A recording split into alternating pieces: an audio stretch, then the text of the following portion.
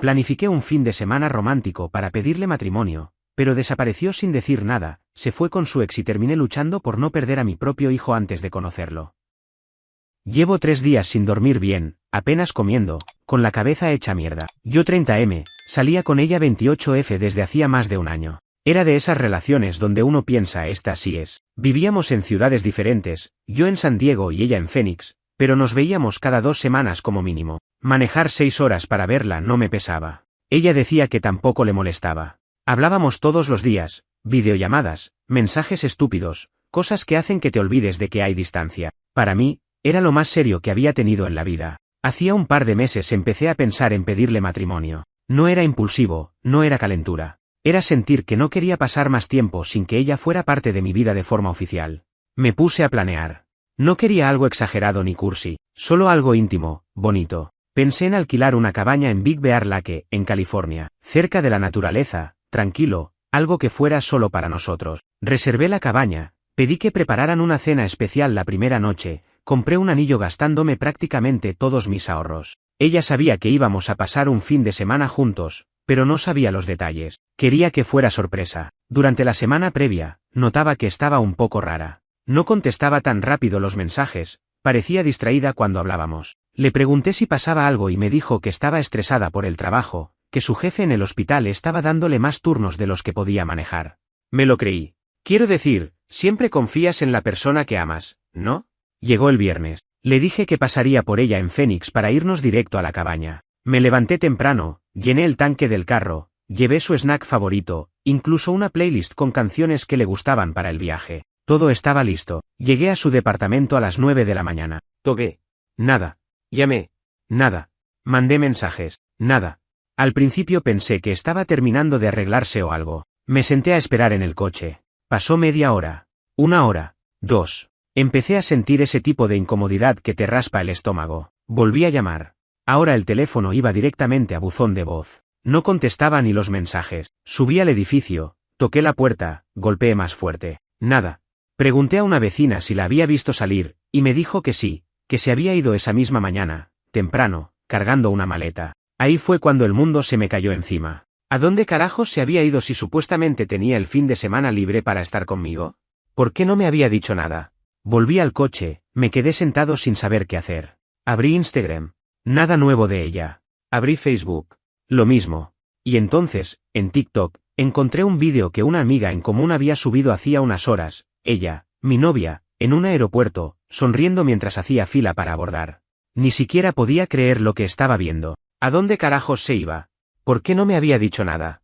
¿Y por qué mierdas parecía tan feliz mientras yo estaba como un imbécil esperándola afuera de su edificio? Ahí empezó todo. No tenía idea de lo que se venía después. Me quedé sentado en el carro como una estatua. La cabaña reservada, el anillo escondido en el maletero, la playlist lista. Todo parecía una broma de mal gusto. Pensé en llamarla otra vez, pero era inútil. Cada intento iba directo al buzón. Abrí WhatsApp y le dejé un mensaje. No uno de esos mensajes intensos, simplemente, ¿dónde estás? Ni doble cheque azul, ni respuesta. Estuve ahí, en su edificio, como 3 horas más. Daba vueltas, bajaba del coche, me volvía a sentar, trataba de pensar en algo lógico, pero no había lógica que encajara. Finalmente, ya al borde del colapso, decidí manejar hasta un Starbucks a unas cuadras para intentar respirar y pensar con calma. Pedí un café que ni siquiera probé. No sé cuánto tiempo estuve ahí, mirando el teléfono cada 5 segundos como un adicto, hasta que me llegó una notificación, una foto en Instagram. No era ella quien la subió. Era otra cuenta. Una de esas amigas que siempre me había dado mala espina, pero que había aprendido a tolerar porque, bueno, era parte de su vida. En la foto aparecía ella, mi novia, en Las Vegas. No era un viaje de amigas. No. Estaba abrazada de un tipo. No era cualquier abrazo. Era de esos abrazos de confianza, de intimidad. Reconocí de inmediato al tipo, su exnovio. El mismo imbécil que, según ella, le había roto el corazón hace años y con quien no quería tener nada que ver jamás. Sentí un golpe seco en el pecho. Como si alguien me hubiera disparado ahí mismo. Me quedé mirando la pantalla como un idiota. No entendía nada. No quería entender nada. ¿Cómo pasas de planear un fin de semana con tu pareja a largarte con tu exnovio sin avisar? Salí del Starbucks tambaleándome. Volví al coche y manejé hasta el primer motel barato que encontré. No tenía cabeza para regresar a San Diego en ese estado. Me encerré en un cuarto que apestaba a cigarro y desinfectante barato. Me tiré en la cama con la ropa puesta, mirando el techo, esperando que todo fuera una pesadilla de la que iba a despertar. No pasó. Durante la noche llegaron más fotos, más vídeos. Ella de fiesta, ella bailando, ella besando al tipo. No es que fuera un beso accidental o un saludo. Era un beso de esos que se dan cuando no te importa un carajo que te vean. Todo el mundo podía verlo. Y aún así, yo estaba ahí, en ese motel asqueroso, viendo las historias como un condenado, incapaz de dejar de mirar, incapaz de apagar el teléfono. No lloré. Me hubiera gustado llorar, pero era como si algo dentro de mí se hubiera roto de forma tan brutal que ya ni siquiera salían lágrimas. Solo había vacío, rabia, asco. Me sentía el ser humano más estúpido del mundo. Pasé la noche despierto, dándole vueltas a todo. ¿Había señales? Claro que sí. Estaban ahí, en su distancia los últimos días, en su falta de ganas, en las excusas del trabajo. Pero yo no quise verlas. No quise pensar mal. Porque uno confía. Uno ama. Y cuando amas, te vuelves idiota. A la mañana siguiente, muy temprano, sin haber dormido nada, volví a mi coche y empecé el camino de regreso a San Diego. 6 horas de carretera con el anillo en la guantera, como una burla muda. No puse música. No quería escuchar nada. Solo el sonido de las llantas contra el asfalto y el motor forzado. El viaje más largo de mi vida. Cuando llegué a mi apartamento, tiré las llaves en la mesa y me desplomé en el sofá. No tenía hambre, no tenía sueño, no tenía ganas de nada, solo quería desaparecer. Pasaron 2 días enteros sin noticias de ella, 0 mensajes, 0 llamadas. Era como si yo no existiera. Hasta que el tercer día, justo cuando pensaba que ya no iba a saber nunca más de ella, sonó el teléfono. Era ella. Me quedé mirándolo sonar, sin saber qué hacer. Quería contestar, quería gritarle, quería preguntar por qué. Pero otra parte de mí no quería saber nada más. No quería darle la oportunidad de mentirme en la cara otra vez. Dejé que sonara hasta que se fue a buzón. Y entonces me llegó un mensaje. Uno solo. Necesitamos hablar. El mensaje se quedó ahí, flotando en la pantalla como una granada sin detonar. Necesitamos hablar. 4 palabras que en cualquier otra situación me habrían hecho salir corriendo a buscarla. Pero ahora no. Ahora eran solo una confirmación más de que todo había sido una mierda. De que no había excusas buenas para lo que había hecho. De que ya no había nada que arreglar. No contesté enseguida. Dejé el teléfono sobre la mesa y me tiré de nuevo en el sofá. La cabeza me dolía. El cuerpo también. Todo dolía de un modo que no sabía que existía. Cerré los ojos, tratando de no pensar, pero los pensamientos seguían llegando, uno tras otro, como cuchilladas. Recordaba su risa, sus mensajes tontos, los planes que habíamos hecho. Todo mezclado ahora con las imágenes de ella besándose con su ex en un casino barato. Después de 1 hora mirando al techo, agarré el teléfono. No le respondí. No tenía nada que decirle. Me fui al baño, me lavé la cara, me miré en el espejo. Parecía un cadáver. Ojeras, barba desordenada, ojos hinchados. Me dije a mí mismo que tenía que ser fuerte. Que no podía dejarla volver como si nada hubiera pasado. Que no era justo. Que merecía algo mejor. Pero apenas terminé de convencerme de eso, sonó de nuevo el teléfono. Esta vez no era un mensaje. Era una videollamada. Me quedé mirando la pantalla parpadeando. Y por algún motivo que todavía no entiendo, la contesté. Ahí estaba ella, sin maquillaje, llorando, la cara hinchada, la voz temblando. Lo siento, fue lo primero que dijo. No la interrumpí. Solo la miraba, frío. Como si fuera otra persona. Ella siguió hablando, soltando todo de golpe. Que había sido un error, que había estado confundida, que ver a su ex reavivó sentimientos que pensaba muerto, que se dejó llevar, que no sabía qué estaba haciendo, que fue un impulso, que después de verlo, de estar ahí, se dio cuenta de que no sentía lo mismo, que fue estúpida, que había destruido todo lo que teníamos. Y ahí estaba yo, escuchándola llorar, verborrear, justificarse, mientras sentía una mezcla rara entre querer abrazarla y querer gritarle en la cara que se fuera a la mierda. Cuando terminó de hablar, se quedó en silencio, esperando que yo dijera algo. No sabía qué decirle, no sabía si quedaba algo que pudiera decir. Lo único que salió de mi boca fue, ¿te acostaste con él? Ella parpadeó, sorprendida. Se mordió el labio, bajó la mirada. No respondió enseguida. Eso fue todo lo que necesitaba saber. No importaba cuántas lágrimas soltara, cuántas disculpas diera, cuántas promesas hiciera. Había cruzado una línea que no se podía deshacer. Una línea que nunca, jamás, pensé que cruzaría. Colgué la llamada sin decir nada más. Dejé el teléfono boca abajo, me tumbé en el suelo del salón y cerré los ojos. No sé cuánto tiempo pasó. No sé si fue 1 hora, 2, toda la tarde. Perdí la noción de todo. No había ruido, no había movimiento. Solo ese silencio espeso que te aplasta desde dentro. Cuando volví a mirar el teléfono, había como 20 mensajes suyos. Todos variaciones de por favor, Te amo, no fue lo que parece, déjame explicarlo. No respondí ninguno. Esa noche fue la peor. No dormí. No comí. No lloré. Solo estuve ahí, existiendo, flotando en esa especie de vacío helado donde ni siquiera el dolor parece real. La mañana siguiente, cuando el sol empezó a colarse por la ventana, supe que no podía seguir así, que tenía que moverme, hacer algo, aunque fuera solo para no volverme loco. Agarré una bolsa, metí dentro todas las cosas que me recordaban a ella, fotos, regalos, suéteres olvidados en mi armario. Todo. Llené la bolsa y la llevé al contenedor de basura de la esquina sin mirar atrás. Cuando volví a casa, encontré otro mensaje suyo. Esta vez, diferente. Estoy en San Diego. Necesito verte. Me quedé mirando ese mensaje durante un buen rato. Ella estaba aquí. Había venido. Y por primera vez en días, sentí algo. No era amor. No era odio. Era algo mucho peor, ganas de respuesta. No sé por qué agarré las llaves tan rápido. Ni siquiera pensé. Me vi saliendo del apartamento como un autómata, bajando las escaleras, subiéndome al coche. Ella no había dicho dónde estaba, solo que estaba en San Diego. Lo lógico habría sido preguntarle. Pero no lo hice. Empecé a manejar sin rumbo, como si de alguna manera supiera hacia dónde ir. Como si el coche pudiera guiarse solo siguiendo la rabia, la tristeza, todo mezclado. Después de un rato, la vi. Estaba sentada en un banco, frente a la playa de Mission Beach. No llevaba maleta, ni mochila. Solo ella, con el mismo abrigo de siempre, abrazándose a sí misma como si pudiera protegerse del desastre que había causado. Aparqué y caminé hacia ella. Cada paso me pesaba como si cargara sacos de cemento en la espalda. No tenía idea de qué iba a decirle. No tenía un plan. Ella me vio acercarme y se levantó de golpe. Se le llenaron los ojos de lágrimas otra vez. Iba a hablar, pero levanté una mano para detenerla. No quería escucharlo todo de nuevo. Me quedé ahí, a unos pasos, mirándola. Ella tragó saliva. No sé ni por dónde empezar, dijo. Intenta, contesté. Y empezó. Una historia que, si te soy sincero, sonaba a una excusa larguísima. Que había visto a su ex en un café semanas atrás, que habían hablado, que fue raro pero nostálgico, que en su cabeza empezaron a mezclarse recuerdos viejos con emociones nuevas, que el muy cabrón había insistido, hasta convencerla de irse un fin de semana a hablar a Las Vegas, que al principio, supuestamente, era solo para eso. Para cerrar ciclos, para entender qué sentía de verdad.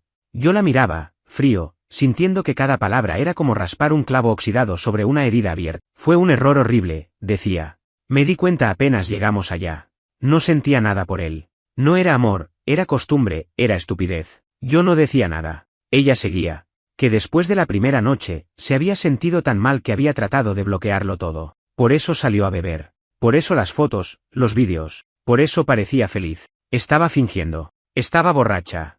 Estaba perdida. Cuando terminó, se quedó callada, con la cabeza baja. El sonido del mar de fondo hacía que todo fuera aún más jodidamente irreal. Le pregunté algo que no quería preguntar pero que necesitaba. ¿Te acostaste con él? Ella no respondió enseguida. Cerró los ojos, respiró hondo. Sí, dijo.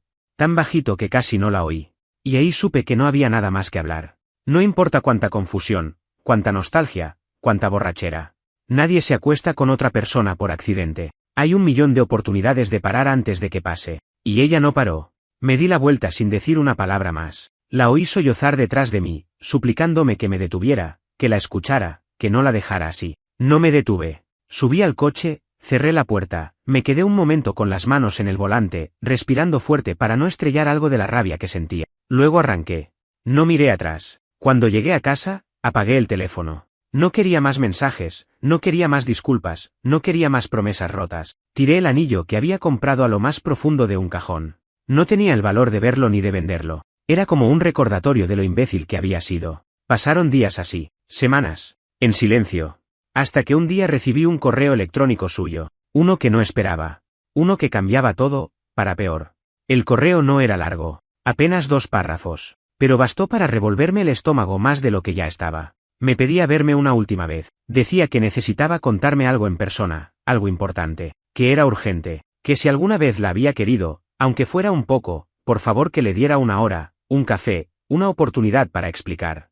Mi primer instinto fue ignorarlo, bloquearla, fingir que nunca lo había leído. Pero ya llevaba semanas durmiendo mal, comiendo peor, con esa sensación de tener un nudo atorado en el pecho todo el día. Parte de mí quería saber qué más podía tener para decir. Parte de mí, si soy honesto, seguía esperando que todo fuera un error gigante y que pudiera despertar de la pesadilla. Así que le respondí, Seco, ¿dónde? Contestó casi de inmediato, un diner cerca de Pacific Beach, a las 4 de la tarde. Ni siquiera pidió que confirmara. Sabía que iría. Pasé el resto del día como un fantasma. Caminando en círculos por el apartamento, abriendo y cerrando el refrigerador sin hambre, duchándome 2 veces sin razón. A las 3:30 salí de casa y me subí al coche. Cuando llegué, ella ya estaba ahí, sentada en una esquina, con una taza de café entre las manos, moviéndolo como si tratara de calentarse con él. Me vio entrar y su expresión cambió a una mezcla rara de alivio y miedo. Me acerqué, me senté frente a ella. No saludé. No sonreí. Solo esperé. Ella tragó saliva y empezó a hablar. Me contó que después de todo el desastre en Las Vegas, se había dado cuenta de que no solo había roto nuestra relación, se había dado cuenta de que había un problema más grande. Estaba embarazada. La palabra flotó entre nosotros como una bomba de humo. Me quedé mirándola, sin poder procesarlo al principio. Ella aclaró rápido, no sabía de quién era. No había forma de saber si era mío o de su ex. Dijo que la línea de tiempo era confusa, que los nervios, la culpa, el alcohol, todo había hecho que su cabeza fuera un desastre. Sentí como si me hubieran vaciado un balde de agua fría encima. Ella empezó a llorar otra vez. Dijo que no quería obligarme a nada, que entendía si la odiaba, que solo quería que lo supiera, que si era mío, ella quería que yo estuviera en la vida del bebé, pero que no iba a exigirme nada, que si era del otro, pensaba desaparecer, mudarse a otra ciudad, empezar de cero. Yo no podía ni moverme, ni pensar, ni respirar bien. Todo mi cuerpo temblaba de la rabia contenida, del asco, del dolor. No era solo la traición. Era el hecho de que ahora había una vida en medio de todo este desastre. Una vida que no tenía culpa de nada, pero que me atrapaba en este infierno que no pedí. No sé cuánto tiempo estuve en silencio. Ella hablaba y hablaba, diciendo que había pedido cita para hacerse una prueba de paternidad prenatal. Que los resultados tardarían un par de semanas. Que me avisaría apenas supiera algo. Cuando finalmente pude abrir la boca, lo único que dije fue: no vuelvas a buscarme. No me escribas. No me llames. No me mandes nada. Cuando tengas los resultados, mándalos por correo. Y después, desaparece. Ella sollozó, rogó, pidió que no fuera tan cruel. Me levanté, tiré un billete de 20 sobre la mesa para el café que no había pedido, y salí del diner. Manejé hasta la playa más cercana, estacioné el coche y me bajé. Caminé hasta la orilla, dejé que el agua helada me cubriera los pies. No sentía frío. No sentía nada. Miré el horizonte hasta que el sol empezó a ponerse. Todo había terminado. O al menos eso creía, porque unos días después, recibí otro correo. Y esta vez, no venía solo con resultados. Venía con una noticia que cambiaría mi vida para siempre. El correo llegó una noche cualquiera, como si fuera un mensaje más entre las promociones basura y las notificaciones de redes sociales que ya ni revisaba. Lo vi en la bandeja de entrada y el corazón se me detuvo un segundo. No abrí el correo de inmediato. Me quedé mirándolo, con la respiración corta, pensando que no estaba listo para leer lo que decía, pero sabía que no podía seguir huyendo. Lo abrí.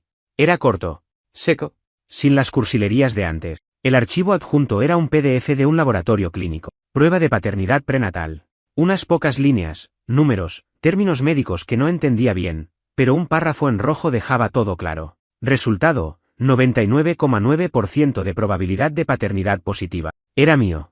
El bebé era mío. Me quedé congelado. Sentía que el pecho se me apretaba tanto que no podía meter aire en los pulmones. Me levanté de golpe, pateé la silla, casi tumbé la mesa. No lloré. No grité. Era algo peor, una rabia silenciosa, seca, desesperada. Había tratado de enterrar todo lo que sentía por ella. Había intentado decirme que podía seguir con mi vida, que podría sanar. Y ahora estaba atrapado. Un hijo. Una responsabilidad enorme. Algo que no podía simplemente ignorar aunque quisiera. El mismo correo traía un mensaje de ella, cortito, después del archivo. Si quieres hablar de cómo seguir, dime cuándo y dónde. Ni un lo siento. Ni un gracias por leerlo. Nada. Estuve horas caminando en círculos por mi apartamento. Pensé en ignorarla. Pensé en pedir una prueba de ADN después del nacimiento para asegurarme. Pensé en mudarme de estado. Pensé en todo tipo de idioteces. Pero al final, sabía la verdad: si ese bebé era mío, no podía simplemente desaparecer como si no existiera. Mandé un único mensaje: te veo mañana, 10 de la mañana, mismo diner. No dormí. Solo me acosté en la cama mirando el techo, sintiendo como si el mundo entero se me hubiera caído encima y me estuviera aplastando. A las 9:50 estaba en el diner. Ella llegó 5 minutos tarde. Venía sola, con una cara pálida, ojeras marcadas, el cabello desordenado. Parecía igual de jodida que yo, para ser honesto. No hubo abrazos, no hubo disculpas, solo nos sentamos. La conversación fue tensa, incómoda, dolorosa. Ella dijo que no esperaba que volviéramos a estar juntos, que entendía que lo había arruinado todo, que no me iba a pedir nada que yo no pudiera dar, que solo quería que supiera que pensaba criar al bebé, con o sin mi ayuda. Le pregunté si planeaba mudarse. Dijo que sí, que tenía familia en Sacramento, que pensaba irse allá para no complicar más las cosas. Yo apenas podía procesarlo. Sacramento estaba a casi 8 horas de San Diego, un mundo de distancia. Le pregunté si pensaba dejar que yo estuviera en la vida del niño si decidía estar. Dijo que sí, que no iba a negarme nada, que haría lo que fuera para no ponerle las cosas más difíciles. Todo sonaba muy civilizado en teoría, pero los dos sabíamos que no era tan simple, que nada era tan simple ahora. La miré durante un rato largo, y no vi a la mujer de la que había estado enamorado, vi a una desconocida. Una mujer que había destruido mi confianza y, sin embargo, ahora llevaba algo que también era mío. Le dije que necesitaba tiempo, que pensaría en todo, que no me presionara. Ella asintió, con lágrimas en los ojos, se despidió, salió del diner sin mirar atrás, y ahí me quedé yo, solo, en una mesa sucia, con la cabeza llena de 1.000.000 de preguntas para las que no tenía respuesta. Pensé que después de eso tendría un poco de paz, pero estaba muy equivocado, porque unos días después, me enteré de algo más, algo que ella no había mencionado, algo que hacía que toda la historia fuera todavía peor de lo que imaginaba. No sé si fue por paranoia, o porque simplemente mi instinto ya no confiaba en nada de lo que venía de ella, pero unos días después de esa conversación en el diner, me dio por buscar un poco más. Algo no me cerraba. Todo había sido demasiado limpio, demasiado rápido. Ella embarazada, aceptándolo todo, pidiéndome que siguiera mi camino si quería. ¿En serio? Empecé preguntando a unos conocidos en común. Nada serio, solo tantear. Y uno de ellos, que vivía en Phoenix y todavía veía a algunos amigos suyos, me soltó algo que me dejó helado. No era la primera vez que había tenido un desliz con su ex. No era solo un encuentro reciente en un café. No era un impulso estúpido de un fin de semana. Era algo que venía de antes. Según me contaron, llevaban viéndose a escondidas desde hacía meses. Desde antes incluso de que yo empezara a planear el puto viaje a Big Bear Lake. Me dijeron que había habido momentos raros en varias salidas, donde ella desaparecía, donde ponía excusas para no responder el teléfono, que algunos amigos sabían o sospechaban, pero que no quisieron meterse. Me sentí como si me hubieran arrancado la piel de un solo tirón. Cada recuerdo, cada conversación, cada promesa, cada maldito te amo se convirtió en una broma cruel. Yo había sido el payaso, el tipo que cree que puede confiar en alguien mientras ella jugaba a dos bandas. Esa noche me emborraché solo. No suelo beber mucho, pero esta vez no quería sentir nada. Vodka barato directo de la botella, sin hielo, sin mixers, solo el ardor bajando por la garganta y quemándome el estómago. Cuando me desperté, tirado en el sofá, con dolor de cabeza y ganas de vomitar, lo supe, no podía seguir así. No podía quedarme atrapado en esta historia que no había escrito. No podía seguir siendo el tipo que esperaba, que pensaba, que se torturaba a sí mismo con el que hubiera pasado si. Ese mismo día, sin pensarlo demasiado, llamé a un abogado. Le conté el resumen de todo, obviamente sin meter los detalles más personales. Le pregunté qué derechos tenía si el bebé era mío, qué podía hacer si ella se mudaba a Sacramento, qué opciones había. El tipo fue claro. Dijo que si quería ser parte de la vida del niño, podía pedir custodia compartida, que mudarse lejos complicaba las cosas, pero que era posible establecer un acuerdo de visitas, incluso pelear por más si demostraba que era lo mejor para el niño. Le agradecí la información y colgué. Pasé el resto del día haciendo una lista. Algo práctico, algo que pudiera ver, tocar. ¿Qué quería? ¿Quería estar en la vida de ese niño? Sí. ¿Quería tener algo que ver con ella? No. Tenía que encontrar una manera de separar las dos cosas. Ser padre. No ser su pareja. No ser su salvavidas emocional. No ser su amigo. Cortar todo, menos el vínculo con el bebé. Pero para eso, primero tenía que verla una última vez. No para discutir.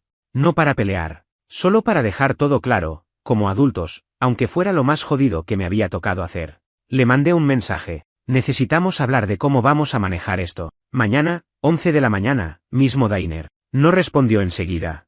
Pero a las pocas horas aceptó. Sabía que iba a ser la conversación más difícil de mi vida. Y aún así, no estaba preparado para lo que me esperaba. Porque esa última reunión no salió como pensé. Ni de lejos. Llegué al diner 10 minutos antes, igual que siempre. Mismo lugar, misma mesa, mismo café frío que no pensaba tocar. Todo igual de jodido, igual de torcido. Ella llegó puntual esta vez. Venía diferente. No como la última vez que parecía rota. Esta vez tenía una especie de máscara. Más seria, más dura. Como si también hubiera tomado una decisión. Nos sentamos. No hubo saludos. No hubo preguntas, solo miradas secas. Fui directo al grano. Le dije que quería ser parte de la vida del bebé, que pensaba ejercer mis derechos legales, que no quería ningún tipo de relación con ella, que no íbamos a ser amigos, que toda comunicación tendría que ser sobre el niño. Punto. Ella me miró en silencio unos segundos y después dijo algo que no esperaba. No quiero que estés así, seco, sin rodeos. No quería que estuviera en la vida del bebé. No porque dudara que fuera mío, lo reconocía, sino porque, según ella, iba a ser más fácil para todo. Me quedé helado. Le pregunté qué carajos quería decir con eso. Ella dijo que planeaba mudarse a Sacramento igual, que iba a empezar de cero, que no quería arrastrar los errores del pasado al futuro, que era mejor para el bebé tener una vida limpia, sin conflictos, sin padres que se odian. No sabía si reírme o estamparle el café en la cara. Le dije que no era su decisión, que yo tenía derechos, que pensaba pelear por ellos. Ella solo sonrió. No una sonrisa amable, no una sonrisa de esas que se clavan como cuchillos. Entonces prepárate para pelear, dijo. Sacó un sobre de su bolso y lo tiró sobre la mesa. Documentos de una corte familiar en Sacramento. Estaba pidiendo mudarse oficialmente con el bebé, argumentando que tenía más red de apoyo allá, su familia, y que eso era en el mejor interés del menor. Ya había empezado el proceso, sin decírmelo. Me sentí como si me hubieran arrancado el aire de los pulmones. Era una trampa. Todo había sido una trampa. Su llanto, su cara de arrepentida, su quiero hacer las cosas bien. Todo era para ganarse tiempo, para moverse rápido, para sacarme de la ecuación legalmente antes de que pudiera reaccionar. Le dije que no iba a dejarlo pasar, que si pensaba que iba a borrarme de la vida de mi hijo, estaba jodidamente equivocada. Ella solo se encogió de hombros, como si ya supiera que el sistema estaba de su lado, como si ya supiera que yo estaba jodido desde el principio. Nos quedamos ahí, mirándonos, sabiendo que no había nada más que decir. Me levanté,